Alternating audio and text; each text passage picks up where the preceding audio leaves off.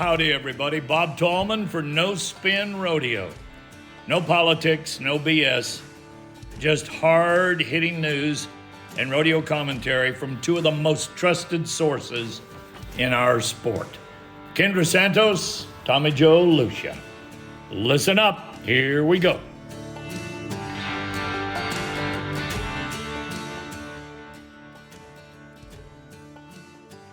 Well, hello, no spinners.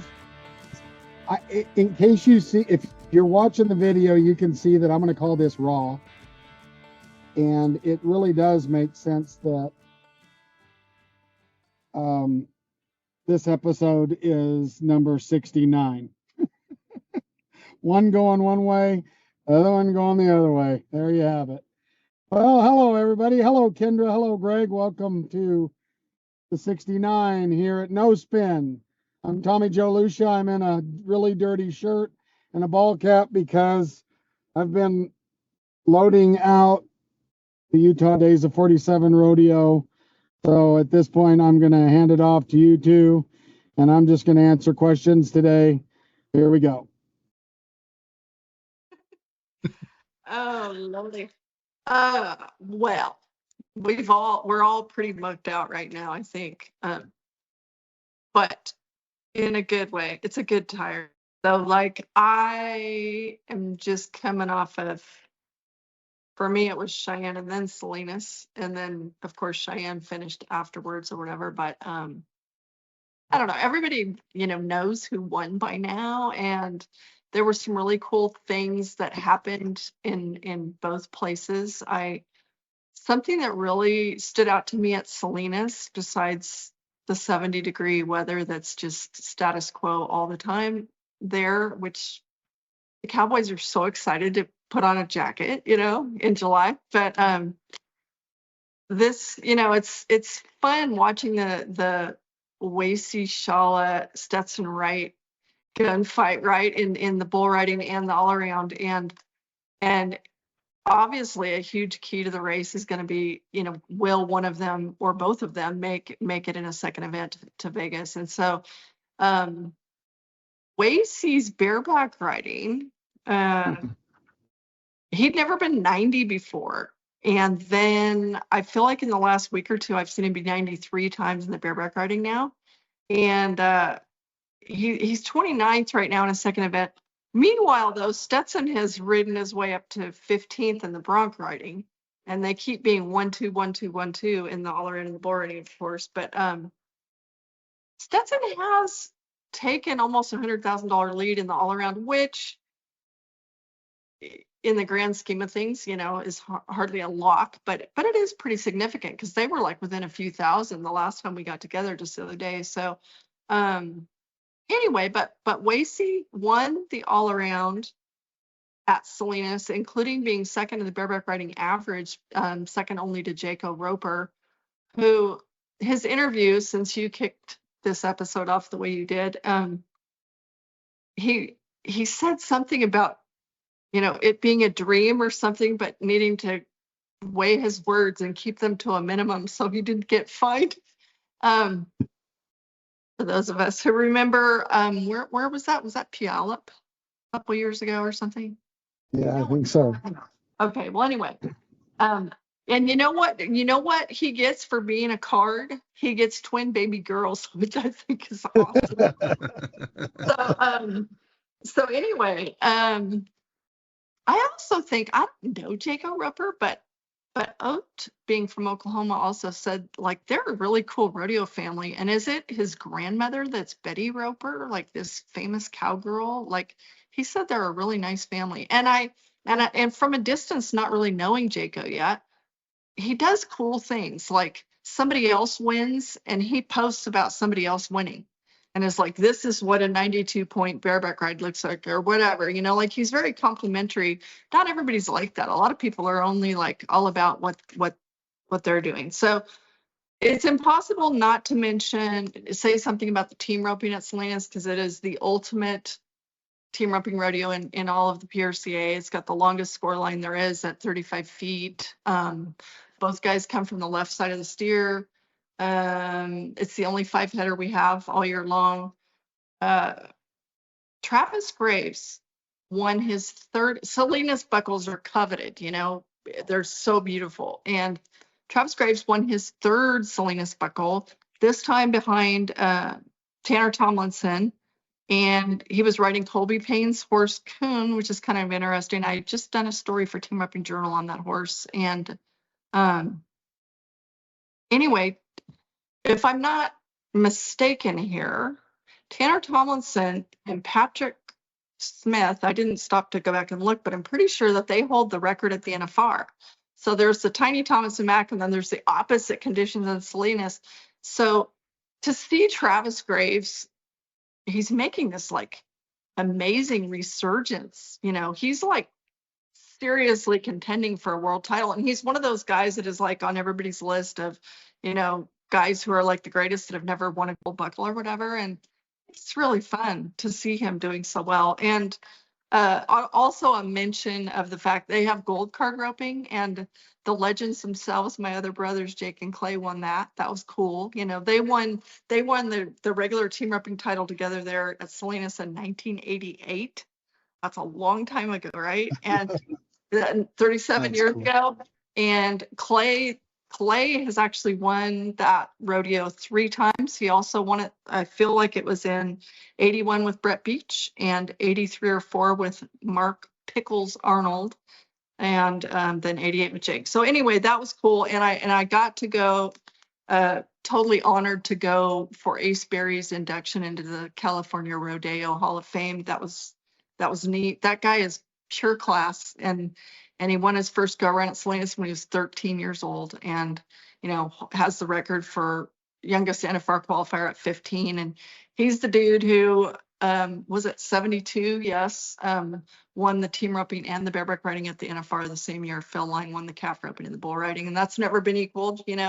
But he is such a gentleman and a pure class cowboy. So it was fun to step out of the trailer in the morning fog there, and there's Ace, and he's just, he's quiet, he's cool, he's just a gentleman. So that was really fun. So quick question, because you're the only person that would probably know the answer to this. Why is it Rodeo? Is there, what's the backstory on that? Because in Spanish, rodear, R-O-D-E-A-R, I think is how you say it, is a verb, and it means like the roundup, and that's like the root of the word rodeo. Right. And so it goes back to the Spanish. The old, yes, and California, the old vaquero roots, and that's gotcha. at the root of that rodeo, and so they keep it original. It's the rodeo, and they call it Big Week, and that, yeah, it's one of a kind, as is Cheyanne. So Cheyanne just got over a couple days ago, and talking about legendary things that have happened in our sport. Leighton Berry's little brother, Leighton, of course, is out for hip surgery. His little brother Cade edged by half a point Joe Alexander's 51-year-old Cheyanne record. And so that was a pretty big deal, set all the way back in 1974 by Alexander the Great, right? I mean, I thought it would be so cool when something like that happens. I just wish that we had the ability to roll tape on Joe Alexander's ride, for that many points, because so much has changed. It's weird for me now, like when I watch a video of even like some of Ty Murray's rides and stuff, like so much just keeps changing that it would be really fun to see. But some of Jim Shoulder's rides, because things were so different, and I mean, but the bareback handles were leather, they just held on to them, and so it's in a way it's a totally different event, really. So it's hard to compare. Absolutely. Yeah. So anyway, and then Lacey Shaw and his 90-point rides in the bareback riding, his very first one happened at Cheyanne the other day. Championship Sunday was extra cool for the Navajo Nation. And I really enjoyed doing a story for the AQHA in the last few months about the cowboys and cowgirls of the Navajo Nation, because on the reservation, rodeo and basketball are it, are the ultimates. And so these people, Danielle Lohman, winning the breakaway roping, and Aaron Sinigini teaming up with Canadian Jeremy Bueller, fellow world champs, 15 and 16 respectively for those two, winning the team roping. Tyke Kip is a guy that's a circuit guy that's been around forever from New Mexico. He won the bulldogging on Navajo Cowboy Rooster Yazi's bulldogging horse. That was, I mean, it was so cool and inspiring. And I just know, like, after speaking to people like Eric Rogers and Derek Begay and Sinigini and D'Lo and Cassidy Dennison and, Bailey Bates, they take their role model and mentorship.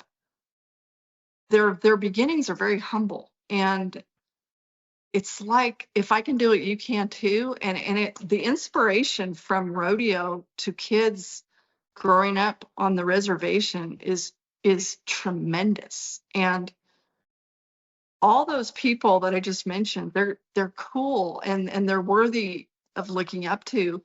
And but they've spoken to me about, like, the work ethic you get from, like, gathering sheep or cattle on foot, or the different, but how that the character that some of them were like, Sinigini's like, I didn't even realize the character being built in me, or when you're a kid, you think some things are hard, but what it really made me was tough, and resilient and capable of doing so much. And so, anyway, Homesteader Brody Cress is now a 4-time Cheyenne saddle bronc riding champion. That was cool.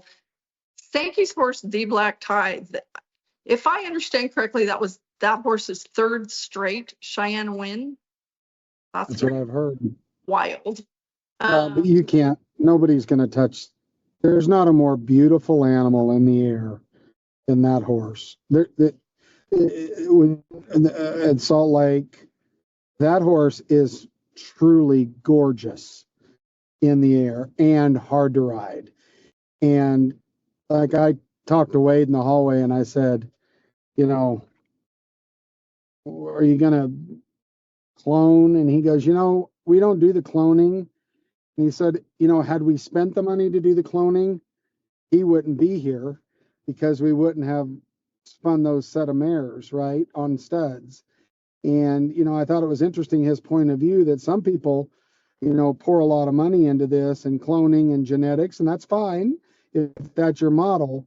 But again, you look at the Sankeys, the Rossers, these people that crank out one of a kind.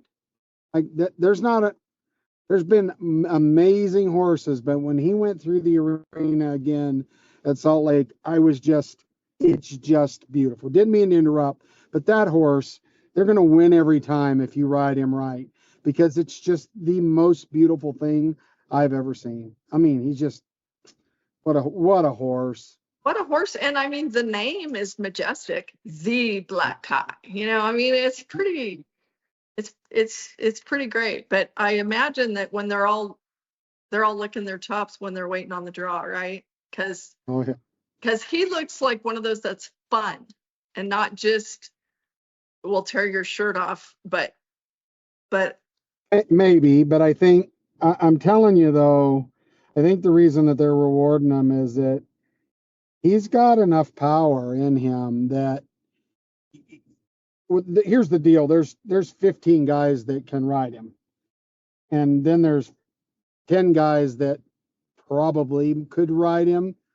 And the rest of them, Kendra, they're not gonna make it. Would you say that about Virgil? Well, I think now, I'm not a saddle bronc rider, so this is not fair. And I don't want to hear it from any no spinner. But young Virgil, no, I wouldn't have said that, right? The younger horse, harder to ride. And this is just opinion, okay? I'm not Again, I'm not a saddle bronc rider. The older Virgil, yes, if that makes sense, right? The current Virgil, yeah, I think. And then when you start to set expectations with the pencil and the clipboard, right? I mean, that's just real, right? These judges have expectations on what they're going to mark these horses, and it takes a long time for that to change. But that horse deserves every single point he gets, and everybody that wins on him deserves it. I don't think it's a walk in the park to ride him, is all I'm saying. And that's all I'm saying. I continue to think, man, these judges, it's almost like it's pretty hard because they're human. Now, if you've been a world-class saddle bronc rider and you probably just block everything out, but some of these matchups and situations are so built up that I'm like, how does that not just get your blood pumping? Because you're a human being, And so anyway, it was something. So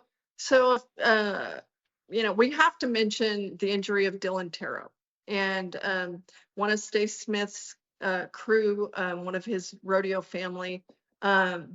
Last Friday during the semifinals, he was kicked in the chest by a bareback horse, and we all knew, okay, he got kicked in the chest, but I didn't know till last night, talking to a few different people, including Tommy Hersig, that when they loaded him in that ambulance, there were 4 doctors right there in the dirt, and they gave him 1% chance to live. And My goodness. And some of these doctors, by the way, were in the dirt with Lane Frost 36 years ago also. Really? Yes. And cited the injuries as very similar. Of course, Lane took the horn from taking care of business, but it was a rib chest injury, and apparently the obvious, like the chest, between the chest and the heart, the bleeding, and it was so similar, and 1%, but a few, you got to figure in 36 years, a few things have changed, but it appears that this like army of angels, it was like the perfect storm that actually saved Dylan, because the way it happened, and the way, this doctor saw that, and this doctor, something about like the way he dropped his arm, it was like wild. But they were talking apparently inside the ambulance. Now there's like surround sound, and they're talking openly with the ER doctors, and they had the operating room open and ready and staffed, and like it was like a sprint to the hospital and straight into surgery. And I mean, there are so many ways, like it's like, I don't know, Tommy's like, we witnessed a miracle. And man, it's today, it's July 29th, and this is already a tricky day for me, because yesterday was the 13th anniversary of Brock Cresta dying at Cheyanne. Pain pills for a rib injury from a steer wrestling wreck in March that year, and a few beers at the concert, and he didn't wake up, right? He went to the concert and then he didn't wake up. And now I can't believe that Lane's been gone for 36 years. Both of them left us at 25 years old. But Dylan, he not only survived, but now, he's been in an induced coma, but now they're starting to like bring him out for a few minutes and see if he can make it off of the vent in the heart machine and all that for a few minutes, and he can't. And then they put him back under so he can rest. But they were concerned, of course, because it was really touch and go and scary in that arena for a few minutes. They didn't know about his, brain function. And apparently when they do bring him out of sedation, he's alert. He knows who people are. It is just something. So there's that. And in the 2 days, it happened Friday, and then Saturday and Sunday, Cheyanne volunteers raised over 30 grand through a 50-50 raffle for him. And, now there's a Venmo and we can send checks to a bank and all that's, posted now. But as usual, and, Tuckness wore a blonde wig. Dylan has long blonde hair. Tuckness wore a blonde wig on Championship Sunday in honor of him, to kind of give him a little salute. And he goes, I know he's not awake today to see this, but someday I hope he looks back, and it's just kind of my little salute to him, like, miss you, pal, kind of a thing. And so a few other little quick pieces, because it's all sad. But a few days ago, we unexpectedly lost Joni James Smith. Joni was Miss Rodeo Idaho in 1989. She was Miss Rodeo America in 1990.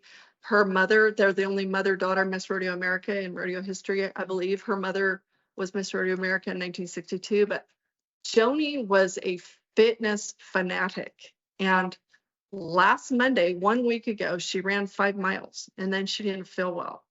And within the week, she had passed away. And Joni was married 34 years, I think, to my friend Mike Smith, who was the 1998 world champion steer wrestler. And they have 4 kids who are grown and cool and well-educated and stars like both of their parents. But that was a tough one. It was sudden. And so I know that Ed Oat is headed to her service Wednesday tomorrow on the 30th in Louisiana. So thinking about them. NFR steer wrestler Dirk Tavener just tore his right pec. He had surgery today, July 29th. He got hurt at Deadwood. He's out for the rest of the year. Cody Webster, the bullfighter, the great, who just worked Cheyanne, is going to have shoulder surgery to reconstruct his shoulder that he wrecked at Nashville in May on August 6th, and is hoping for a December return. I'm assuming he's hoping he gets the NFR and can be back, but it's like a major reconstruction, so that's a big one. And before we start talking about the medal winners and the gold medal rodeo in Salt Lake City that you are the Wizard of Oz behind the curtain, Bobby Kerr. It's my understanding, like, he just worked Spanish Fork, I think it was, and that his cancer's back, and that he has chosen to be out there with his cowboy friends working rodeos instead of home on hospice. That is my understanding of it. And I just, man, I him and his wife Susan, everybody loves them, and that guy's a cowboy. And so just thinking about them and what they're going through, and there's a lot of people that are have a lot of trying stuff in front of them. So anyway, thinking about them. So okay, Salt Lake City gold medal winner Wasey Shala in the bareback riding, right? He was 90 again for the gold there. And I wanted to ask you about this. I saw that Hayes Waite was 93 on Sankey's Magic Touch to win 18 grand in the finals, and that Jesse Petrie won second. But I saw that 3rd through 8 for no score, including Stetson Wright and Kai Hamilton. Each of those guys, 3rd through 8 that split that, got 2,000 apiece. And again, in the bull riding, it counts, right? So that is how that worked, right? Okay. Correct. So they bucked off and they won 2,000. It counts because the bull riders voted for it to be that way, for ground money to count. Okay. For ground money to count, and to go back to the earlier posted scores so that ground money counted. Now, of course, what we have done in the past, I like to see the guys, everybody knows how I feel. I like to see the guys that ride in the last round when it counts, get all of it. But, there's a lot of things that we've done at Salt Lake to comply with the event directors and the PRCA's wishes to be team players. So there you have it. Well, okay, so let's talk about it. I mean, you were front and center for all of it. Yeah, a lot of interesting stories. I'll start I'll kind of run through some stories and then we'll circle back. Now, literally loading out today at Fair Park. So I'm a little concerned, Kendra, because I haven't put any filter thought into this. So hopefully I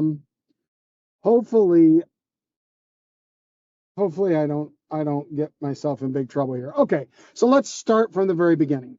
So we have a parking problem in Salt Lake in that we don't have anywhere to park trailers. We can park 50 trailers. Most of those have access to power. It's on a gravel parking lot, which is hard on horses until they can get to the stalls. We have limited stalls. So we're very stringent on parking. Well, I don't know if it was 2 days before the event started. It's all running together now. In comes a trailer and it's Haven Midget.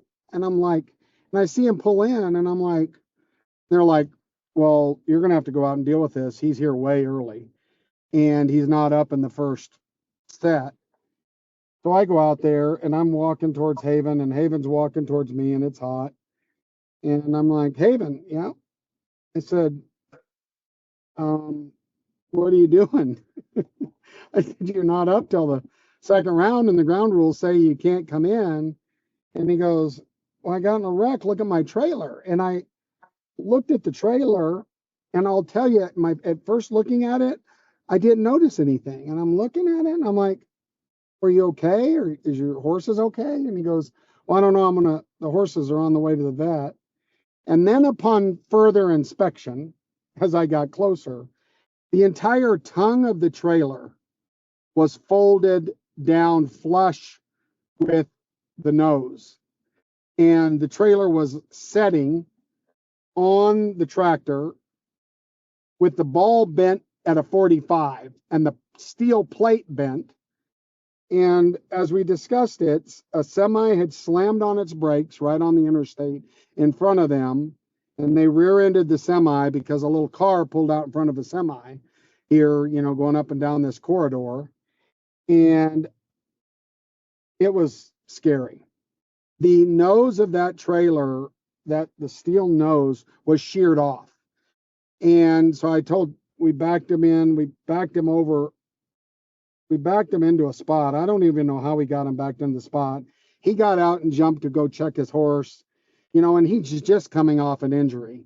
So, I mean, he was noticeably down, and I get it, right? And his driver was noticeably shaken. And I got a machine over there because we were trying to disconnect it. And when I lifted the trailer up, it just came off. Like it was sitting there and looked like everything was connected. So it's amazing that they got to our rodeo. Trailer's still sitting there. They're doing some welding on it today. So that's first. I'm like, yeah, you can go ahead and park, Haven. Sorry to run you off, but I'm not running you off. And he went rodeo and showed up at our rodeo, came back, didn't have any good luck. So that's how it starts off. And so I'm going to just go from the top to the back here, and then we'll circle back with questions. So, hats off to Heath Stewart, who puts together our livestock, and we pay really good money for our livestock in both timed events and in the rough stock. And the set of calves that came had been roped on twice at Belfouche and were prepared, which is what I understood to be what was needed to enforce the ground rule, which is that you're flagged out if you clear a calf, right? If you flip him over. And so they started slack. And funny enough, I'm gonna brag on the judges, even though I'm gonna be hard on them in a little bit. Had a really good set of judges, like all those guys. And in the first set morning, we had the first head at 10 o'clock in the morning, which worked out good. And then they roped that night. So they got there, they stayed there, they got their stalls. They didn't have to come back and forth 3 times like they did last year to get to the short go. And so they flagged the guy out. And then in the performance, they flagged the guy out. Well, then the next morning, and the event director for the calf roping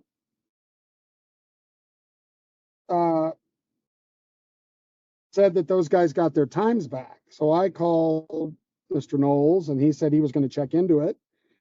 I said these cattle were prepared. Well, so I asked the judges, I said, well, what did we violate that would allow this, the rule, the ground rule, to be waived? And they said, well, there's, we did, at first they didn't really know.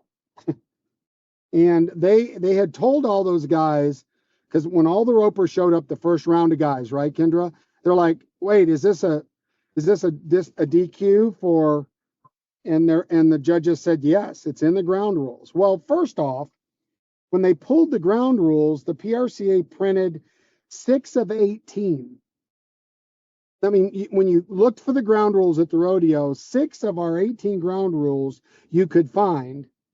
The other 12 were documented, but evidently where big, this is what I was told, where big rodeo ground rules reside. I don't even know what that means, but they were out there and you could find them, but none of the contestants had really read the ground rules, which ours have been consistent for 7 years now.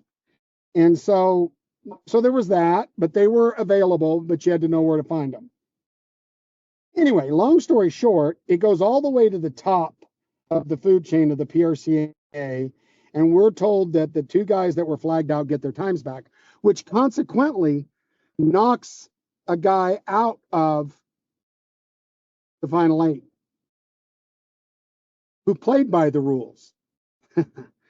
And by doing that, in that, as you can imagine, Kendra, in that whole set of guys, it would have changed how you roped your cattle at the rodeo had you known.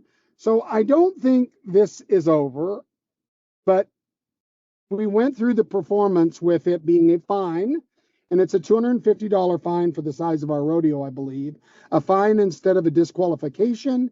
And the 2 guys that were disqualified early got their times back, knocking a guy out of the short go. And so then let's talk about the cattle. From a committee's perspective, these cattle were healthy and felt good and ran hard. Now, if you watch the rodeo, lots to this story. One calf, number 271, I remember that calf because he's burned in my brain. He broke 2 ropes. 2 ropes, which made me go, is that the same calf? So we loaded that calf up and took him and weighed him. Because first off, they asked for weight tickets on the cattle. We had them. They had never been requested, but our cattle guy had average weight tickets and weight tickets on all the cattle. But we took and weighed number 2, I think it was 271. And he weighed 271, which is under the 280. And he was a part of the aggregate, a heavier side of the aggregate of those calves. But interestingly enough, that calf, for whatever reason, broke 2 ropes, which would have made you think that he was heavy, and he actually wasn't. So I don't know how it is that he broke 2 ropes. But anyway, these calves were strong. They ran hard. They got up after they were roped and ran out of the arena. And so from my perspective, right, that helps me in my climate where tie down roping is heavily analyzed and sometimes criticized. And you had to be a cowboy. I mean, these calves kicked and they were strong, but the set was even. This is my opinion. You know, someone will say that I'm wrong because I'm not a calf roper. I thought the set was even. They had been roped before. We did have weight tickets on them. So technically speaking, we played by all of our rules and it all got shuffled from the top. And we'll see how all that shakes out in the tie down roping. Well, So, is any of it like being deliberated over that it could possibly change the outcome or no? well, I heard that the athlete that got kicked out is appealing it. And I don't know. I mean, it might be one of those situations where double points. I don't know. I just know that we really did do everything refreshingly enough on our end. We didn't we didn't do anything wrong, and which is good, right? And I get that. I just, to me, it's like, and I don't know enough of the detail to know exactly, but, but it's, how do you deal with a what if? You can't, just because you possibly could have been in the finals doesn't mean you would have won anything. I mean, it's really tricky now. Well, it's a mess. I mean, it's a mess. I mean, admittedly, it's a mess. And and here's the funny thing. So there's a set of rules for prepping cattle so that they qualify for a no time, right? So it's different set of qualifications. If you have that in your ground rule for a no time, there's a different set of prepping rules. Well, the rule, the weight ticket rule that the judges didn't ask for that we had is in a rule that was finally found after 5 hours of everybody we could find trying to get us that list of rules, right? Like everybody, like a mass, judges, everybody. Finally, it comes and it's documented in a set of rules that said board rules. So again, I I don't want to talk too much about this because I don't really understand it, but I'm going to let the governing body govern. And we don't like it because we fight the battle to advocate for tie down roping. And for the rest of the performance, the slack was different than it would have been otherwise. Here, those guys handled their cattle different than they would have. Don't care what you say, wrong. And that doesn't help us here. That's all I'm saying. But I'll let the PRCA govern this situation the way that they feel is just. I have my opinions. It's a little raw right now for me to get too spicy here, but that's the facts that I know from being in these offices with our secretaries, with our judges, with everything. And, I think they made the wrong decision. I still think they made the wrong decision. But I guess it's their decision. It is their decision to make. So that's the tie down roping. Then we'll go into the bronc riding in our gold medal round, which we on national television. We had, and this goes back to what you said about splitting hairs in the bronc riding. I was giving some of the judges a hard time from my little podium there because I can't imagine judging. Well, first, let me go back to Wacy. The horse Wacy rode at our rodeo was rank, and I think he knows now in the bareback riding, run anything under me, I can ride him and I can spur him. So it's the difference in dabbling in bareback riding and going in Salt Lake and getting on a rank dude, a horse that could have thrown off several of the guys in the pen, didn't throw him off. He stayed at the front.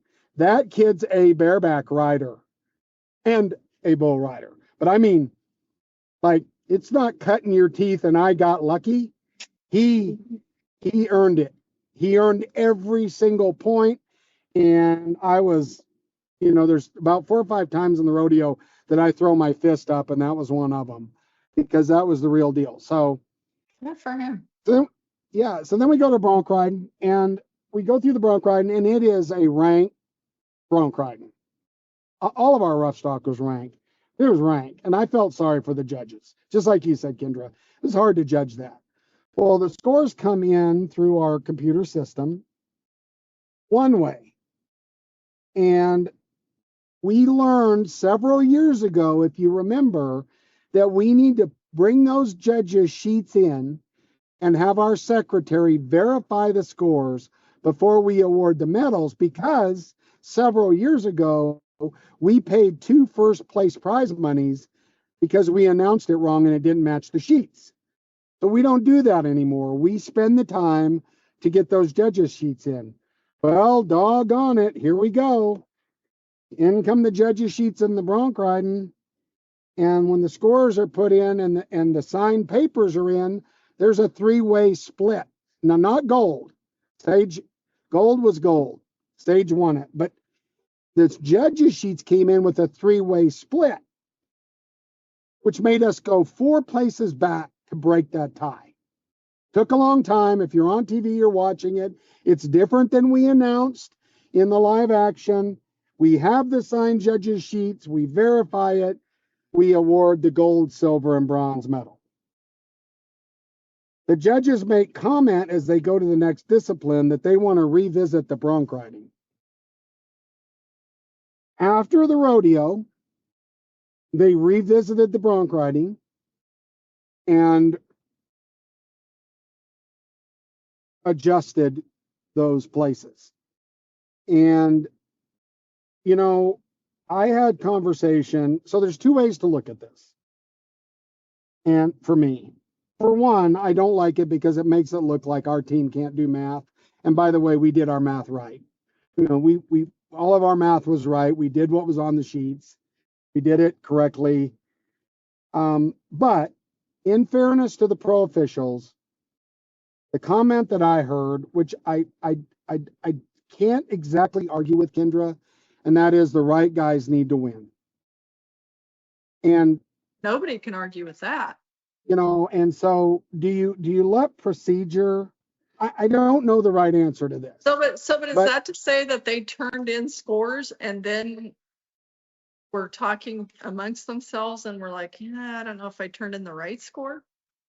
Well, one judge said that he wrote down the wrong score and that he was going to fix it. I don't know who talked. I'm not going to get into that because I don't know. Oh. I don't know what happened because we continued on with the rodeo and those guys were busy with the rodeo. We run a fast rodeo. They were going.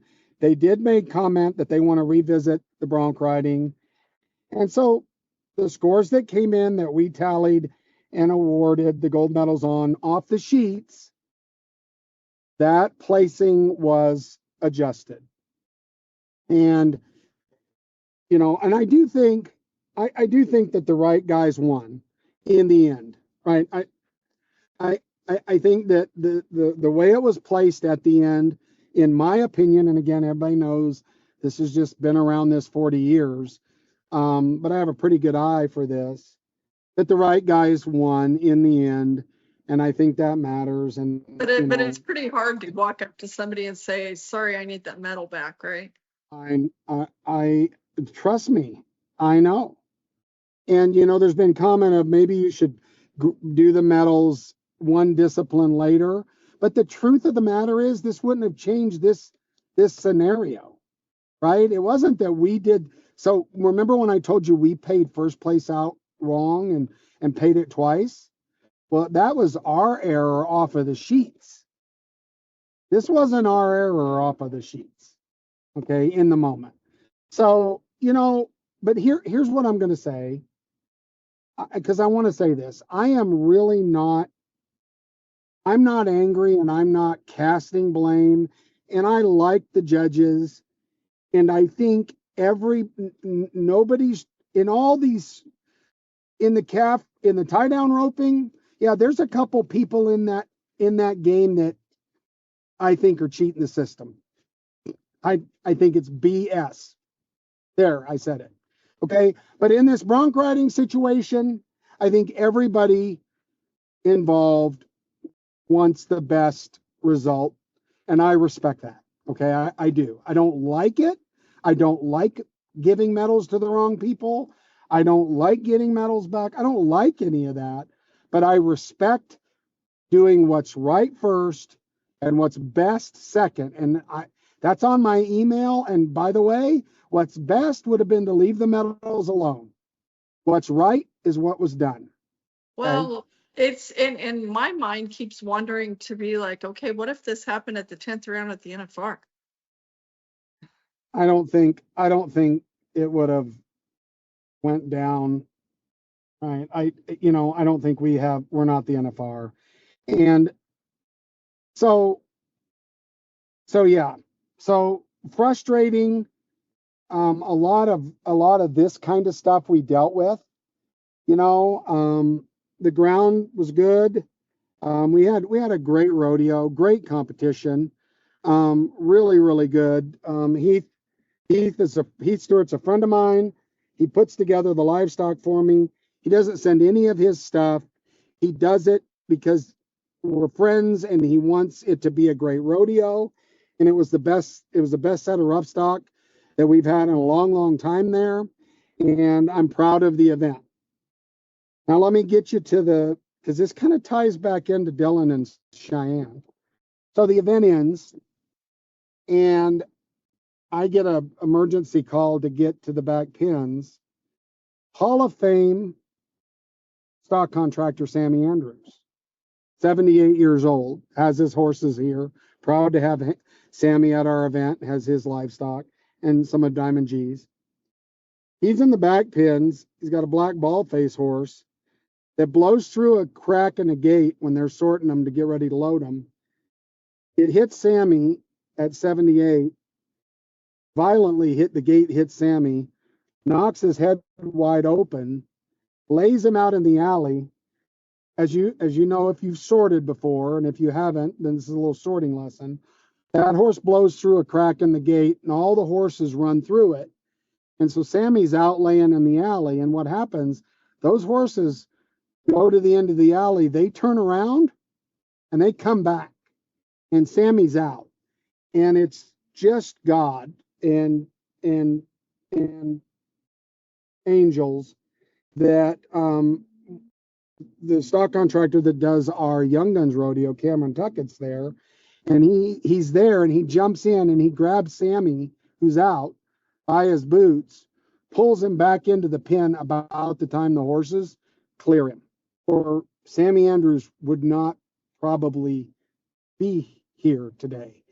They start to do pumping on his chest, and Gold Cross Ambulance, who's a partner of ours, a big partner of our event, which not very often does the ambulance actually sponsor the event. The Gold Cross, Gene Moffitt and his people are on my board of directors. Their ambulance staff is there. They immediately get Sammy. They start working on him. They put him in the ambulance, and when Sammy left, I was concerned that he was going to be okay. Fast forward, Intermountain Health, another partner of ours, same thing, Kendra. They're talking on the way all the way there. They get him there. Here's the great news. 2 days later, Sammy Andrews checks out of the hospital, goes to his Airbnb here in Colville to rest up with 13 broken ribs, a broken collarbone, a concussion, and a bunch of staples in his head. And he's resting up now, and he'll be heading home. 78-year-old tough now, and I mean wiped out by a gate. And so to come full circle, if you don't believe there's a stronger power above that's watching you and decides when your ticket is to punch out, then take note of what we talked about today with Cheyanne and our back pins, right? I mean, these are miracles. It is, I have such strong faith. It's also, as Dusty Tuckness was saying to me yesterday, a testament to cowboy people. Like, we help each other. Like, we do whatever it takes to help each other. And like that guy you said, jumped in there and helped Sammy, or, people will take a hit for somebody else, just without flinching. And how about saying, thank God that there were qualified and available professional medical staff. Thank you to all those paramedics that sit there during slack.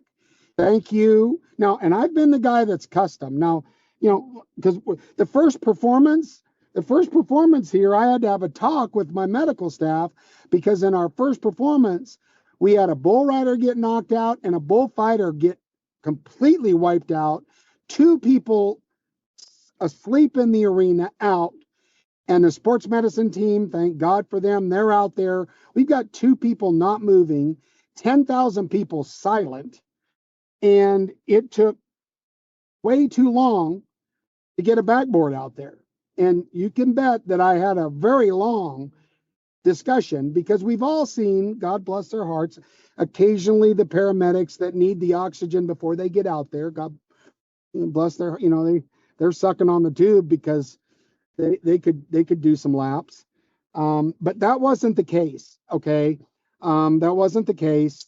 And, I am going to say, even though I got onto the paramedic staff, but thank God, I'm commenting, thank God for them and that they're at these rodeos and that they know their business and that they save lives. Because let us not, as we say all the time on No Spin, let us not take for granted all the cogs of this wheel that make this thing work, including those paramedics, even the ones that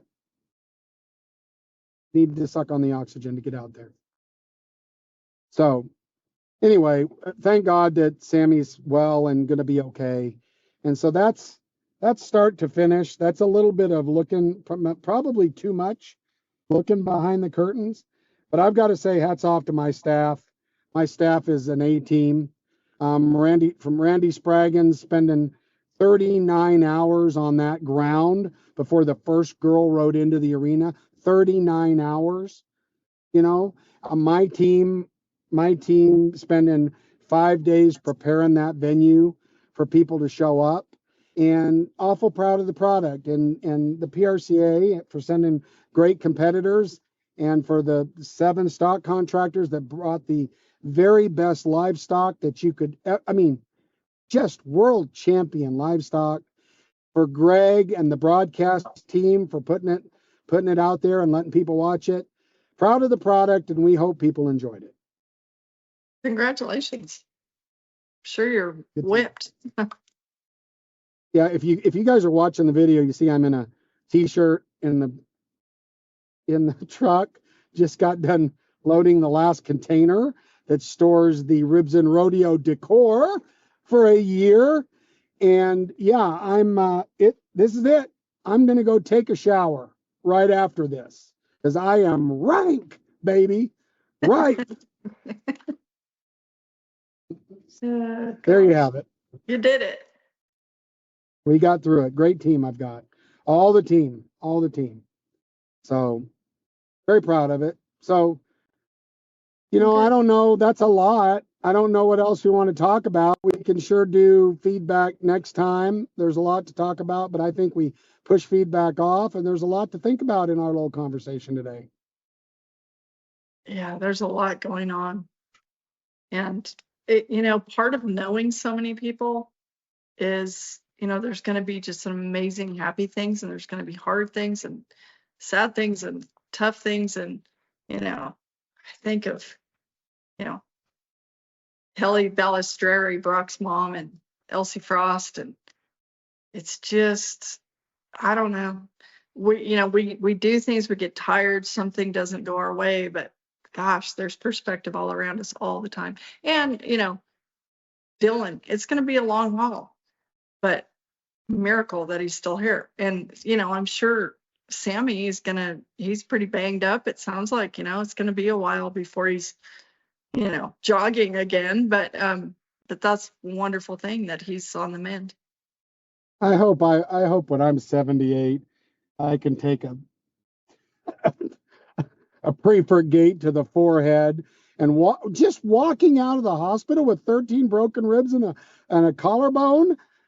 I would be urinating every time I sneezed. These guys are dirty tough. I'm telling you. Yeah, for sure. For sure. Oh, sure. Anyway. Well, I just thank you, Kendra. Thanks for putting up with me. I had a hot phone moment. So now we've both had a hot phone moment. Kendra's was in Cowtown. Mine was at Utah State Fair Park. These two team members of mine on No Spin could not reach me 1 minute before because I didn't stick my phone in a glass of ice like Kendra. I'm a little more technical, but I did have it on the AC in the truck. It came alive. We 69'd it here today. Thanks for joining us. This is No Spin Rodeo. I'm full of you know what and vinegar. Until we meet again, we'll see you peeps in a week. We're out of here.